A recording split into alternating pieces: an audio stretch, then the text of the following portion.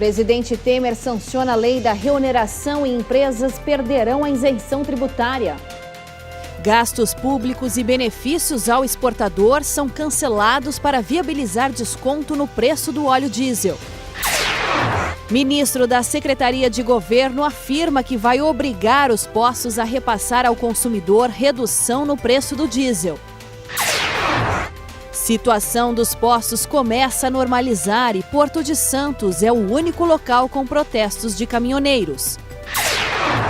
Petroleiros suspendem greve em 9 estados após aumento de multa diária para R$2 milhões.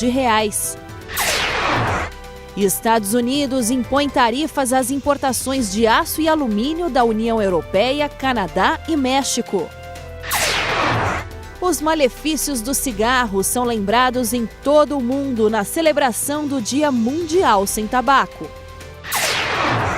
Zidane surpreende o mundo da bola e anuncia a saída do Real Madrid, mesmo após conquista do tricampeonato da Champions League. Agora, no Jornal das 22.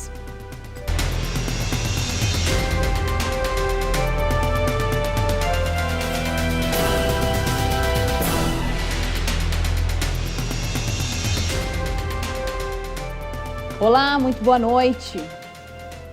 No 11º dia de greve dos caminhoneiros, a maioria dos estados amanheceu hoje sem bloqueios ou protestos nas estradas. Chegaram a ser registrados atos em 5 estados, mas eles foram encerrados ao longo da manhã. A manifestação continua no Porto de Santos.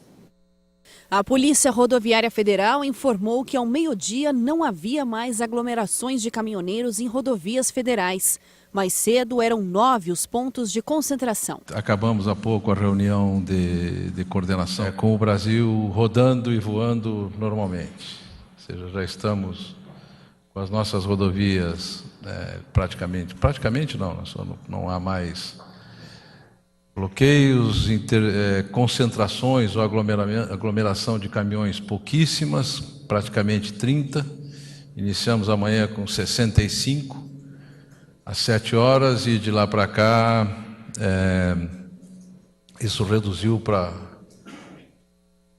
casa dos 30 e alguma coisa. E a cada momento está modificando. No início da manhã desta quinta-feira, militares do Exército e a Marinha do Brasil se deslocaram ao local para garantir a segurança na entrada e saída de caminhões do Porto de Santos. Nós estamos chegando ao fim de uma gigantesca operação logística de emergência.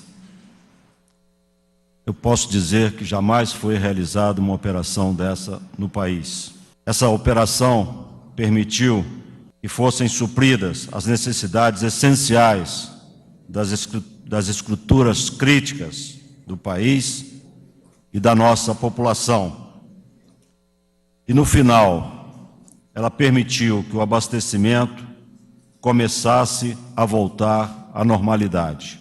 Após os caminhoneiros autônomos decidirem na noite de ontem permanecerem em greve no Porto de Santos, no litoral de São Paulo, 1.500 militares da Marinha do Brasil, Exército Brasileiro e da Força Aérea Brasileira, com apoio da Polícia Militar do Estado de São Paulo e da Polícia Rodoviária Federal, chegaram ao local com veículos blindados para fazer a segurança nos acessos ao porto e garantir a saída dos caminhões que ainda estavam dentro dos terminais na manhã desta quinta-feira. Apesar da aglomeração de caminhoneiros no local, não há bloqueios. Desde as 7 horas da manhã, fuzileiros foram espalhados pelo Porto de Santos para providenciar a escolta de caminhoneiros que querem deixar o cais para seguir viagem com ou sem carga. São pelo menos 3 pontos de concentração dos militares, 2 na margem direita, em Santos. Nós enfrentamos oposições na liberação de entradas de base de abastecimento de combustível, na desobstrução das estradas, dos portos, onde muitas vezes nós tivemos que usar a força, principalmente naqueles casos onde as negociações não surtiram efeito, mas jamais usamos a violência. Nós evitamos ao máximo o confronto. São Paulo amanheceu hoje sem registro de bloqueio em estradas e com poucas filas em postos de gasolina, depois da greve dos caminhoneiros que parou as rodovias do estado por 10 dias. As rodovias Castelo Branco e Raposo Tavares amanheceram sem trânsito neste início de feriado. O mesmo ocorre com o sistema Ayrton Senna, que não registra nenhum acidente, manifestação ou lentidão. O tráfego também é livre na rodovia dos Imigrantes, que não registra congestionamento na saída para o litoral e no sentido São Paulo. Também há tráfego livre nos dois sentidos das rodovias Anhanguera e Bandeirantes. O mesmo acontece com a rodovia Presidente Dutra, que segue sem fluxo de veículos. Conseguimos, ao longo de toda essa crise, evitar desabastecimentos mais ao nível crítico, que trouxesse sofrimento adicional à nossa população. Em Santa Catarina, chegaram a ser registradas 10 concentrações em rodovias estaduais, mas elas já terminaram. No Ceará, Pará e Rondônia, havia apenas um ponto de protesto pela manhã. No Rio Grande do Sul, houve a liberação total das vias perto do meio-dia desta quinta. Em Pernambuco, após a desobstrução do porto de Suape e a chegada de combustível em muitos postos do Grande Recife, as filas para abastecer começaram a diminuir. No Distrito Federal, 32 caminhões-tanque carregados de álcool anidro usado na mistura com a gasolina pura, que foram abastecidos em Quirinópolis, chegaram às distribuidoras de Brasília no início da tarde. Já no final da tarde, o governo informou que a entrega de combustível aos postos foi normalizada. O carregamento será suficiente para garantir o abastecimento de toda a cidade durante pelo menos uma semana.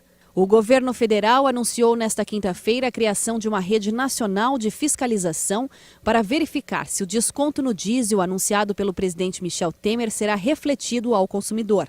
Nesse primeiro momento, os PROCONs e os Ministérios Públicos pelos estados chegaram a fiscalizar cerca de 1.300 postos de combustíveis, dos quais cerca de 500 deles foram autuados. A nossa atuação deve continuar, e nós estamos, a partir já de amanhã, as medidas foram implementadas hoje, a partir de amanhã nós iniciaremos o trabalho de uma rede nacional de fiscalização.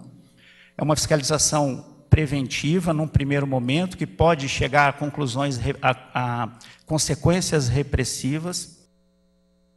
A falta de combustível nos postos de gasolina mudou os planos de muita gente que pensava em viajar neste feriado prolongado.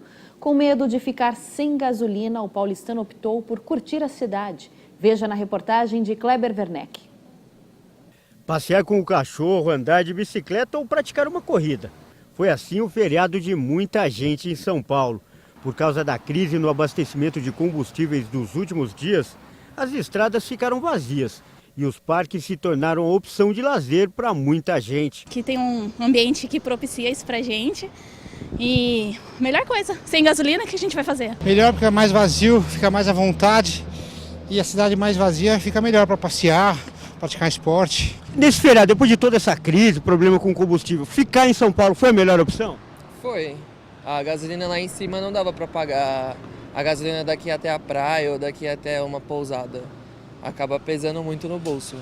Agora, mesmo ficando aqui, dá para aproveitar bem? Tô vendo vocês dois, estão passeando, estão aproveitando. Mas usando o transporte público, né? Porque não dá para usar outra forma. O Uber tá caro, tá tudo caro. Aproveitou para passear um pouco com a nenê, né? Ela gosta de andar de bicicleta, então tá tudo em casa. O turismo foi bastante prejudicado no estado. A Associação Brasileira da Indústria Hoteleira informou que 70% das reservas em hotéis e pousadas para esse feriado foram canceladas. De acordo com o levantamento feito pela Associação Brasileira da Indústria de Hotéis, os destinos mais afetados foram o litoral e também o interior do estado. Isso porque 90% das pessoas que vão para esses locais viajam de carro. E com medo de ficar sem combustível, muitos desistiram do passeio. O próprio presidente do Sindicato Varejista dos Derivados do Petróleo, o Sincopetro, orientou as pessoas a buscarem informações sobre os postos que têm combustível antes de pegar a estrada. Quem for fazer viagem, que necessite abastecer no lugar de destino da viagem, que consulte antes para saber se tem produto para ele abastecer e poder voltar. Normalmente você costuma viajar, vai para o litoral ou para o interior? Sim, vamos. A gente viaja. E dessa vez não foi por quê? Por causa da gasolina. Dá medo? Hã? Sim, claro. Não sabe se vai conseguir voltar, né? Normalmente você costuma viajar? Costumo. E dessa vez não foi por quê? Olha, a gasolina até tinha para viajar, o problema é o retorno. Aí chega na segunda, não tem gasolina talvez para ir trabalhar. Aí não dá certo, né? Tem que escolher então. Escolher ou viaja ou trabalha, aí não tem jeito. Com a greve dos caminhoneiros, a Companhia de Entrepostos e Armazéns Gerais de São Paulo, a CEAGESP, ficou praticamente vazia. Hoje, apesar do feriado, o movimento voltou ao local, que deve ficar aberto 24 horas por dia até o dia 9 de junho. Nem parece o mesmo CEAGESP do início da semana. Mesmo com o feriado, as entregas começaram a chegar e já dava para perceber a movimentação. Até o dia 9 de junho, o CEAGESP vai funcionar 24 horas por dia para carga e descarga. A medida é para garantir a normalidade no abastecimento. Até esta quarta-feira, cerca de 5.500 toneladas de frutas, legumes e verduras chegaram ao entreposto. A média diária é de 11 mil toneladas, mas a CEAGESP espera que até a próxima segunda-feira a comercialização esteja completamente restabelecida.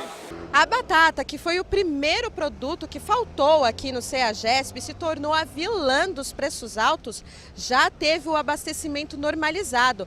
Só hoje a gente já contou 4 caminhões descarregando os produtos aqui para abastecimento. O saco, que custava em média R$ 60 antes da greve, chegou a valer R$ 200. Na quarta, já era impossível encontrar a R$ 150 e nesta quinta pode ser negociada a R$ 80. Normalizou o recebimento, entrou bastante batata, abaixou bastante, já baixou já 80%, já baixou, que a subida que deu foi abusiva, né? E agora já baixou, graças a Deus. Agora falta freguês, vamos os freguês vir para cá para o Ceasa, que cheio de batata aqui, não tem para quem vender. A volta dos caminhões ao CEAGESP também tem animado quem é comerciante.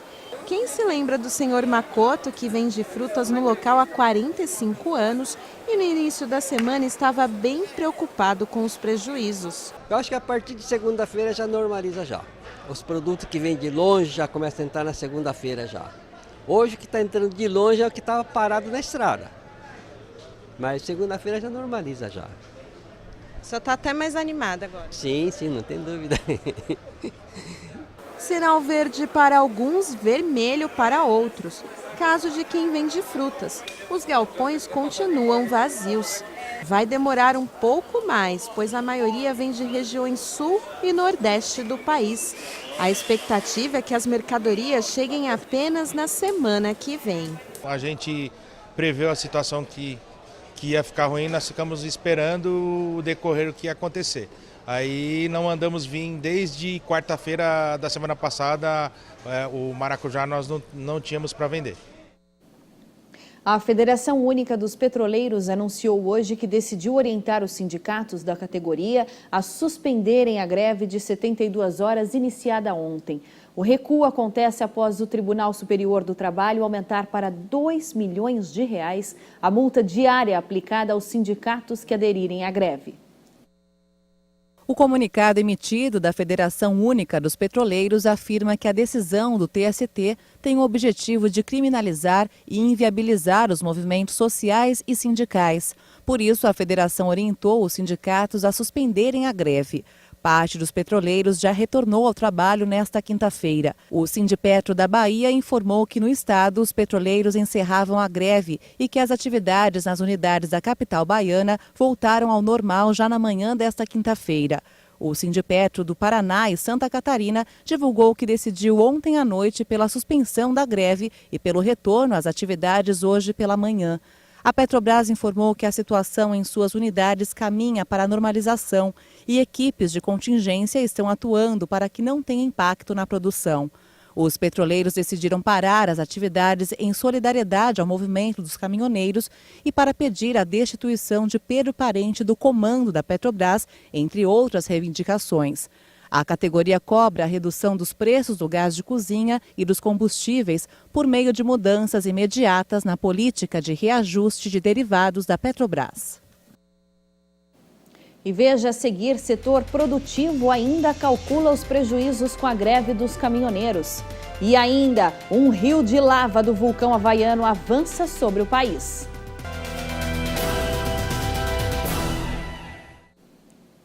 A Polícia Federal identificou a ligação entre o Coronel Lima, amigo de Michel Temer, e a Rodrimar.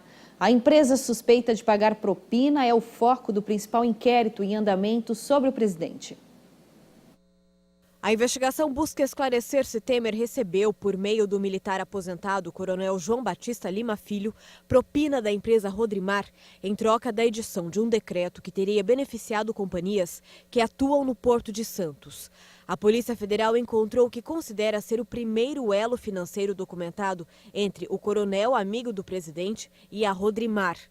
A suspeita da Polícia Federal é de que Almir Martins seja um laranja do coronel. Martins foi contador das campanhas eleitorais de Temer de 94, 98, 2002 e 2006 e trabalha até hoje em uma das empresas de João Batista, a Argeplan. Em depoimento à Polícia Federal, o contador disse que foi colocado como gerente para administrar dinheiro de um único contrato com a Rodrimar, mas ele não apontou os serviços prestados. O coronel, que chegou a ser preso em março, é apontado como um intermediário do presidente e possível receptador de propinas em nome do MDBista. Temer tem negado as suspeitas. A pérola do grupo Rodrimar teve seu primeiro contrato assinado com a Companhia de Docas do Estado de São Paulo em 1988. O prazo venceu em 1993 e, segundo o TCU, a empresa continuou operando por mais 5 anos. Depois, um novo contrato foi feito sem licitação e expirou em 2014. Segundo o TCU, também houve irregularidades nessa renovação. O Palácio do Planalto afirma que as regras do decreto não permitem que a Rodrimar seja beneficiada. Mas o grupo já pediu a renovação de um de seus contratos com base na norma. A polícia do Rio de Janeiro acredita ter encontrado a motivação do assassinato da vereadora Marielle Franco, do PSOL, e o motorista dela, Anderson Pedro Gomes. Segundo a polícia, a tentativa de regularização fundiária da comunidade Novo Palmares, em Vargem Pequena, e de áreas vizinhas na zona oeste do Rio, pode ser a motivação para o assassinato da vereadora. Desde meados do ano passado, Marielle, executada com o motorista Anderson Gomes há 68 dias, dava suporte aos moradores de Novo Palmares em apoio à Defensoria Pública para agilizar a titularidade dos lotes do local. O assentamento, no entanto, é reduto político do vereador Marcelo Siciliano, do PHS, que foi apontado por uma testemunha-chave como alguém que tinha interesse na morte da parlamentar, juntamente com Orlando Oliveira de Araújo, o Orlando de Curicica, ex-PM preso sob acusação de chefiar uma milícia. De acordo com a polícia, em 26 de outubro de 2017, Siciliano chegou a indicar na Câmara Municipal que a Prefeitura do Rio iria implantar uma unidade de pronto atendimento no Centro Municipal de Saúde Novo Palmares, que fica na comunidade. Além de vereador, Siciliano é empresário ligado ao ramo imobiliário, tendo interesses na questão fundiária da região de Jacarepaguá e das Vargens. O conflito de terras na Zona Oeste é uma das principais linhas de investigação da Delegacia de Homicídios da capital fluminense, que apura a execução de Marielle e Anderson. O caso de Novo Palmares chama a atenção da polícia carioca pelo fato dos moradores não terem título de propriedade. A comunidade fica numa região que vem se valorizando com empreendimentos de luxo ao redor do assentamento. Uma das bandeiras da vereadora era justamente a luta contra remoções de famílias e especulação imobiliária. Desde a década de 1980, que moradores da área lutam pelo direito à propriedade, além de reivindicarem obras de urbanização e de saneamento básico. Embora os defensores deem assistência jurídica, só a partir de março do ano passado, quando a equipe de Marielle passou a atuar no assentamento, foi que o processo de regularização fundiária começou a ganhar força. O governo divulgou hoje como irá aplicar as medidas para conseguir manter o desconto no valor do óleo diesel. Entre os itens estão o cancelamento de gastos públicos com saúde e projetos sociais e o corte de benefícios para a exportação. No 11º dia de greve dos caminhoneiros, o governo começou a divulgar suas ações para tentar resolver de vez a situação do país. Após a assinatura do presidente Michel Temer da lei que sanciona a reoneração de setores da economia, o Ministério da Fazenda convocou o secretário da Receita Federal, Jorge Rachid, para detalhar como serão aplicadas as 3 medidas adotadas pelo governo para cumprir o acordo feito com os caminhoneiros. Para que os 46 centavos sejam descontados, o Estado assumiu 30 centavos. O subsídio deve custar à Petrobras 9,6 bilhões de reais.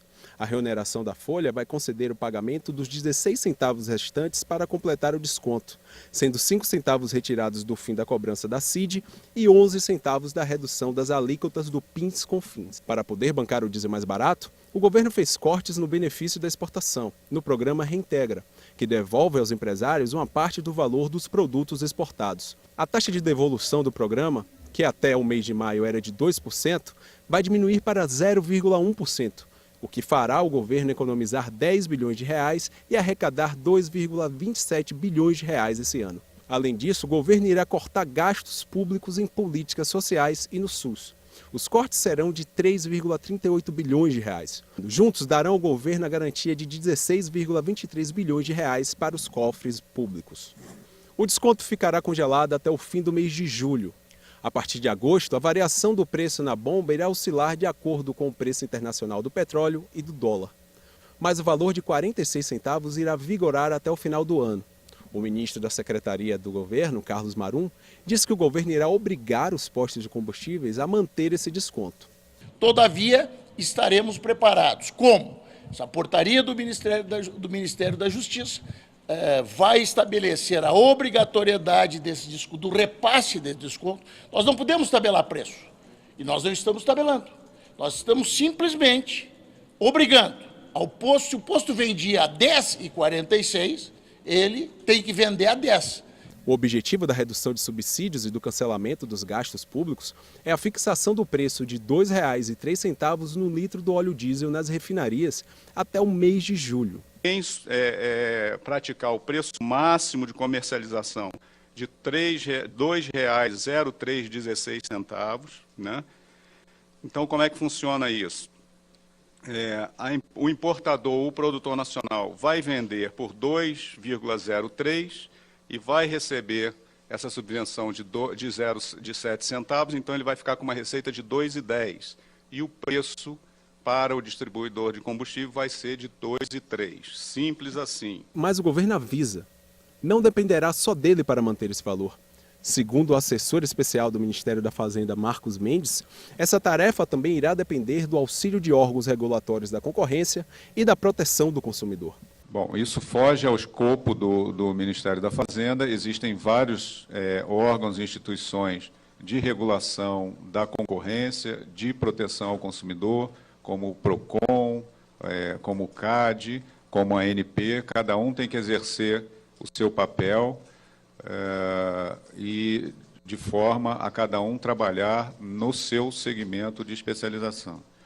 No que cabe, nesse esforço coletivo para superar um momento de crise, o que cabe ao Ministério da Fazenda é atuar na questão tributária e na questão da subvenção. Mesmo com todo esse esforço, no final será o contribuinte que vai pagar essa conta. Com isso, o governo, que já vem enfraquecido, perdeu ainda mais força. Os prejuízos estimados com o movimento dos caminhoneiros são de pelo menos 75 milhões de reais em vários setores da economia. Isso fez com que o PIB, o Produto Interno Bruto, diminuísse 2%, gerando alta em impostos e na dívida pública. A greve dos caminhoneiros terminou, mas muitos setores produtivos ainda calculam o prejuízo. Veja essa e outras notícias nos destaques da economia. Nem todos os setores têm um levantamento do prejuízo, mas quem já fez essas contas está lamentando. A última estimativa é de perdas de até 75 bilhões de reais. E o impacto na economia pode ser bem maior. Os economistas já levam em conta os efeitos da greve nas revisões para baixo do desempenho do PIB. O número que era próximo de 3% no início do ano, agora já é 2%. Em meio à crise dos combustíveis, o presidente da Petrobras falou para funcionários da estatal e investidores e defendeu a política de preços da empresa.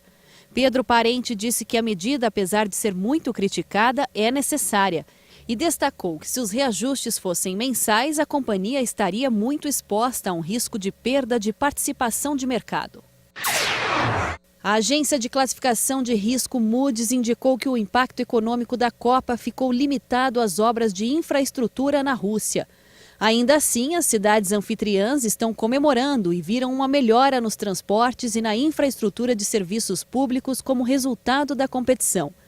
A bola vai rolar no país a partir do dia 14 e os olhares do mundo estarão voltados para um dos maiores espetáculos do esporte mundial. O governo dos Estados Unidos disse hoje que vai impor tarifas elevadas às importações de aço e alumínio da União Europeia, Canadá e México a partir de amanhã. O aço será tarifado em 25% e o alumínio em 10%. O secretário do Comércio, Wilbur Ross, declarou que as negociações com a União Europeia não alcançaram um acordo satisfatório para manter a isenção das tarifas anunciadas em março.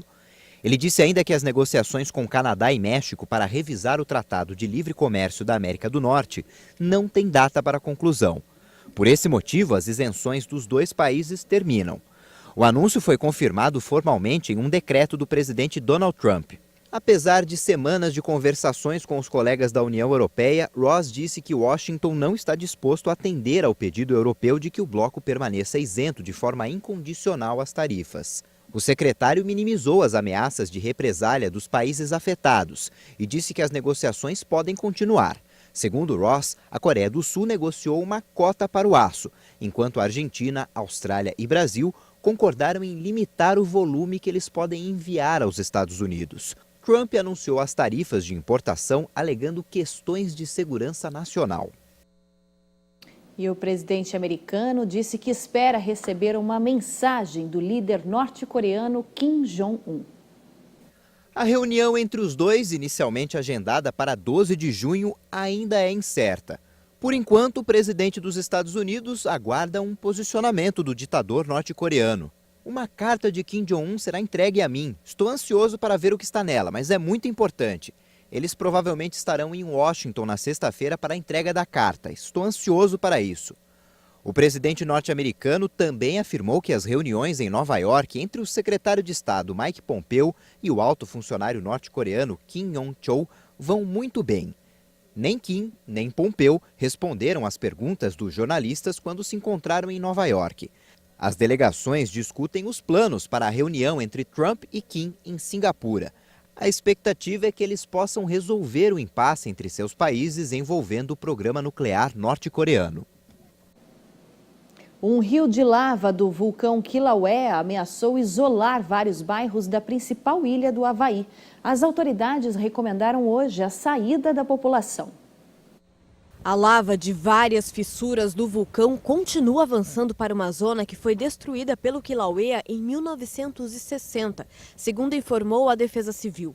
Muitos moradores correm o risco de ficar isolados devido à possível inundação de lava na estrada. As autoridades informaram que a lava já bloqueou uma importante rodovia e destruiu uma instalação elétrica, gerando um apagão na região. As comunicações telefônicas foram interrompidas. Um tremor de magnitude 4,5 foi registrado com o epicentro situado na cratera. Até o momento, cerca de 2.000 pessoas abandonaram seus lares devido à lava do Kilauea, que já destruiu 71 residências. E veja a seguir, relatório mostra que mais de 1 bilhão de crianças no mundo estão ameaçadas pela guerra e pobreza. E ainda, uma mulher cega consegue ver pela primeira vez o cão-guia dela.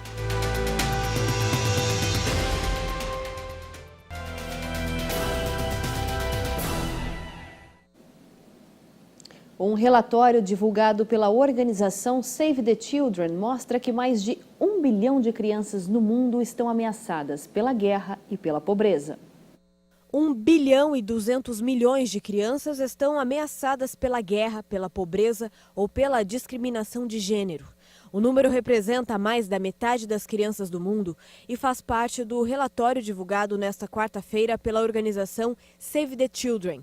O trabalho ganhou o título As Muitas Caras da Exclusão e analisa 175 países sob 3 aspectos: trabalho infantil, exclusão da educação e casamento infantil. Não sou um menino como os outros no mundo. Eles vão à escola, vão a parques e brincam. Eu não. Acordo e já vou buscar água, trabalhar, transportar coisas, trabalhar duro como um homem.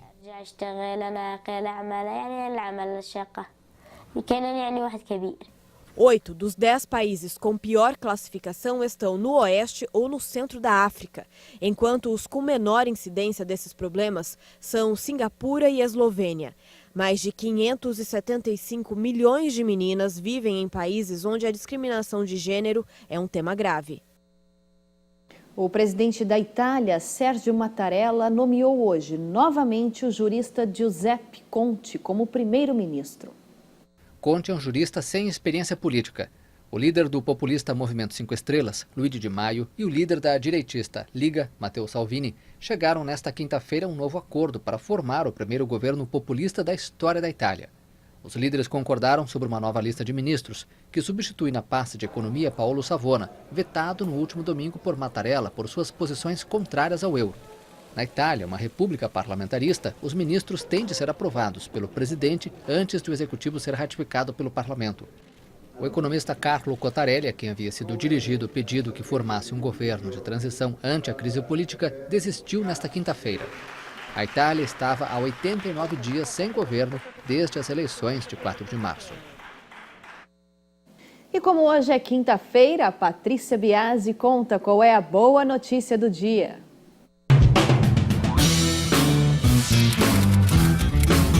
Com a ajuda da tecnologia, uma mulher cega conseguiu ver o cão-guia dela pela primeira vez depois de 8 anos de convivência. A reação dela emocionou as redes sociais e o vídeo está fazendo o maior sucesso. Olha só. Mary Sedgwick tem 48 anos e vive em Asheville, Carolina do Norte, nos Estados Unidos. Quando era aluna do 4º ano de medicina, em 1997, ela foi diagnosticada com neurite óptica bilateral, que provoca deficiência visual e cegueira. Desde então, Mary foi perdendo lentamente a visão e teve até que esquecer o sonho de se tornar médica. Ficou cega em 2003 com a perda completa da visão. Os 6 anos seguintes foram muito difíceis para ela e não fazer medicina foi devastador, mudando completamente o futuro dela e virando sua vida de cabeça para baixo.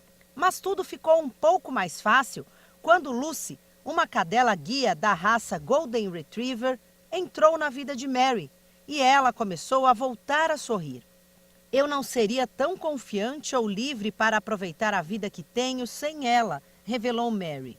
Embora Lucy tenha sido uma amiga incrível durante 8 anos e Mary não pudesse estar mais feliz por ter uma vida tão incrível, ela sempre imaginou como era a cachorra na realidade. Em abril deste ano, Mary finalmente encontrou coragem para experimentar um par de óculos eletrônicos e-sight na convenção estadual do Lions da Carolina do Norte. Com a ajuda de uma câmera de alta definição, foi possível restaurar parte da visão residual de Mary. O vídeo deste momento inesquecível mostra Mary a olhar nos olhos de Lucy pela primeira vez em 8 anos. E a desfazer-se em lágrimas. Não há palavras para descrever como me senti quando vi os rostos de minha amada família e amigos e os belos olhos cheios de alma de Lucy pela primeira vez, disse Mary. Bom, e esta foi a boa notícia de hoje. Carol, uma boa noite para você. Ok, Patrícia, obrigado, viu? E boa noite para você também. E veja a seguir, pesquisa aponta que quem não dorme bem tem mais chance de morrer precocemente. E ainda, o Dia Mundial Sem Tabaco, celebrado em todo o mundo.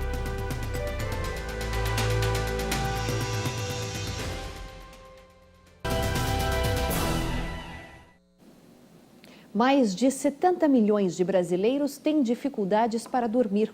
E os efeitos de uma noite mal dormida podem ser irreversíveis.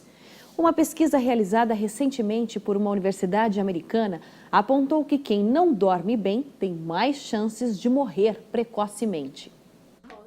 A Ivana custava a pegar no sono. Foram anos trocando o dia pela noite. Ela dormia muito tarde e no dia seguinte era difícil levantar da cama. Eu trocava a noite pelo dia. Como eu não conseguia dormir, eu ficava no celular, eu ficava no computador, eu ficava querendo fazer tudo que eu não conseguia fazer no dia. Eu queria arrumar a casa, eu queria fazer comida. E o sono sem qualidade veio acompanhado de muitos problemas de saúde. A Ivana precisou de acompanhamento psicológico e até tomou medicações para conseguir dormir melhor. Eu tive gastrite, eu ficava muito estressada também, porque eu não conseguia dormir, muito estresse, muita indisposição. Então isso me prejudicou muito, fora que também você fica cheio de olheira também, né? Porque você não descansa, o seu corpo não descansa, porque a noite foi feita para dormir. E o dia foi feito para você viver, né? Só que eu estava totalmente ao contrário. A exemplo da Ivana, pessoas que dormem tarde e têm dificuldades para acordar de manhã têm o risco maior de morrer precocemente.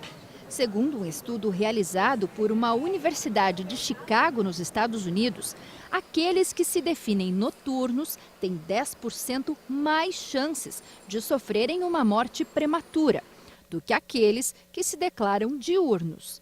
Além disso, quem acorda mais tarde tem uma tendência maior de desenvolver doenças físicas ou mentais.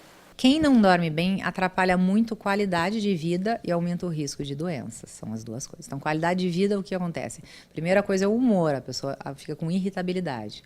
Então, no dia seguinte que você não dorme bem, né, você fica irritada, não consegue concentrar, raciocínio, memória e concentração ficam prejudicadas, prejudica a qualidade de vida e prejudica o descanso do cérebro.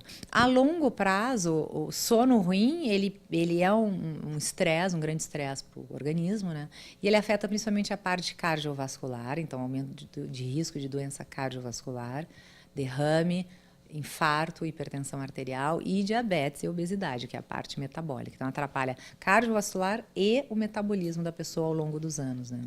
Os brasileiros dormem cada vez pior. Muitas pessoas se queixam que têm dificuldades para dormir. 75% dos brasileiros têm algum tipo de distúrbio do sono. Os mais comuns são apneia e insônia. Se eu perder uma noite, eu detono. É só por Deus mesmo de aguentar. Mas fisicamente falando, carnalmente falando, eu não aguento ficar 24 horas acordado. Dormir mal é chato, né? Que no outro dia, quando você dorme na noite anterior mal, no outro dia você tem um dia difícil, né? Cansativo, mau humor e coisas assim, olheiras. Segundo a médica especialista em medicina do sono, nem sempre remédios para dormir são ideais. Em muitos casos, a alteração de alguns hábitos ajudam a ter uma noite tranquila e bem dormida. Existem regras que eu preciso seguir, por exemplo, apagar a luz, não ligar a televisão, não usar o celular, que isso é um grande problema hoje em dia. Então, é o que a gente chama de higiene do sono, algumas regras fundamentais para uma boa qualidade. Então, o que é isso? Antes de dormir, a gente tem que preparar o cérebro para dormir. Então, é diminuir o estímulo. Então, o celular, o eletrônico, é 30 minutos no mínimo, algumas pessoas até 1 hora, para parar o uso. Então, antes de dormir, a gente tem que meia hora, 40 minutos, diminuir a luminosidade, diminuir os eletrônicos, tirar as coisas de trabalho. O que a gente pode fazer? Uma leitura leve, luzinha amarela, que é a luz que não prejudica, para acalmar o cérebro, para ir para a cama com sono. Hoje é celebrado em todo o mundo o Dia Mundial Sem Tabaco. Criada pela Organização Mundial da Saúde, a campanha tem como objetivo chamar a atenção para a epidemia do tabaco e as mortes que causa. A advogada Norma Barbosa gravou um depoimento emocionante de uma experiência terrível com o cigarro. Meu pai fumava 2 carteiras de cigarro por dia. Ele me chamou no quarto e falou assim: minha nega, você tá vendo o jeito que seu pai tá? Pelo amor de Deus, minha filha, para de fumar. Aí eu peguei e falei assim: pai, eu te prometo, eu vou parar. O meu pai morreu colocando sangue pela boca, porque o pulmão dele estourou. É muito triste isso. Histórias como essa são mais comuns do que podemos imaginar e os números impressionam. No Brasil, 200 mil mortes anuais são causadas pelo tabagismo, o que equivale a 547 óbitos todo dia. O tabagismo é considerado a principal causa de morte evitável em todo o mundo. A OMS alerta que o cigarro deve provocar 10 milhões de mortes anuais por volta do ano 2030. São muitas informações para mostrar que o cigarro é um dos maiores males da humanidade. São mais de 50 doenças relacionadas ao consumo do tabaco. Em evento no Instituto Nacional de Câncer, no Rio de Janeiro, especialistas alertaram para os riscos desse vício. A Organização Mundial de Saúde considera o tabagismo uma pandemia, pois no mundo, todos os anos, ainda morrem cerca de 7 milhões de pessoas por conta de doenças tabaco-relacionadas, das quais mais de 900 mil são pacientes não fumantes, vítimas do tabagismo passivo. O tabagismo é a principal causa de morte evitável em todo o mundo, sendo responsável por 63% dos óbitos relacionados às doenças crônicas não transmissíveis. Entre elas, as doenças cardiovasculares e o câncer, respectivamente, a primeira e a segunda maiores causas de morte no mundo. Quando nós avaliamos a mortalidade da doença cardiovascular, nós podemos notar que o primeiro infarto, 36% dele é atribuível somente ao tabaco. Quando nós observamos o tabagismo passivo, ele aumenta em 20% e 30% o risco de infarto e de câncer. E quando nós vamos para um cigarro por dia apenas, esse risco é aumentado para infarto em 50% e AVC em 25%.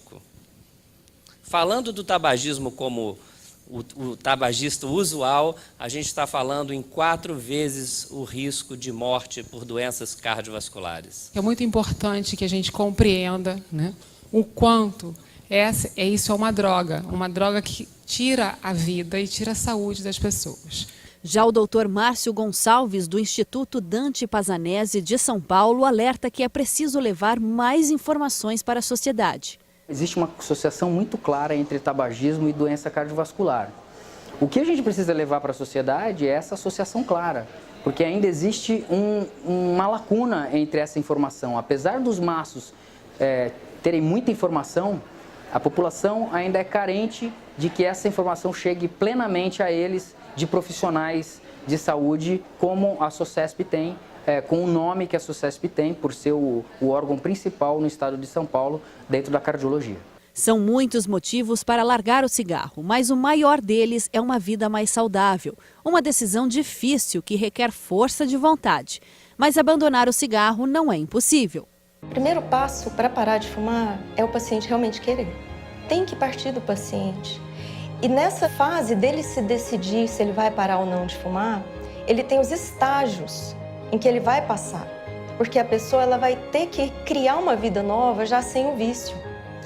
Meu nome é Roberto, tenho 69 anos, fumei por 53 anos e agora estou há 6 meses sem fumar. Depois que eu parei de fumar, a minha vida se transformou.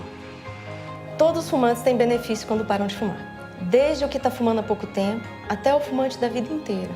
Porque nos primeiros 20 minutos você já começa a melhorar a sua pressão, já começa a baixar a sua frequência cardíaca. Depois de 2 horas a nicotina está sendo eliminada do seu sangue. Em 2 dias você já está sentindo melhor o gosto dos alimentos.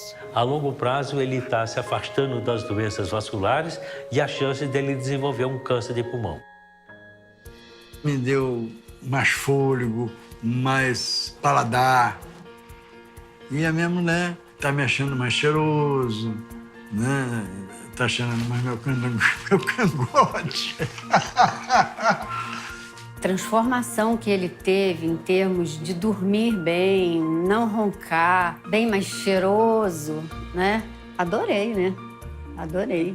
Nós não conhecemos um paciente que parou de fumar que tenha se arrependido do que fez. Só tem mesmo a ganhar. Cigarro, nunca mais. E o Jornal das 22 termina aqui. Uma boa noite para você e até amanhã.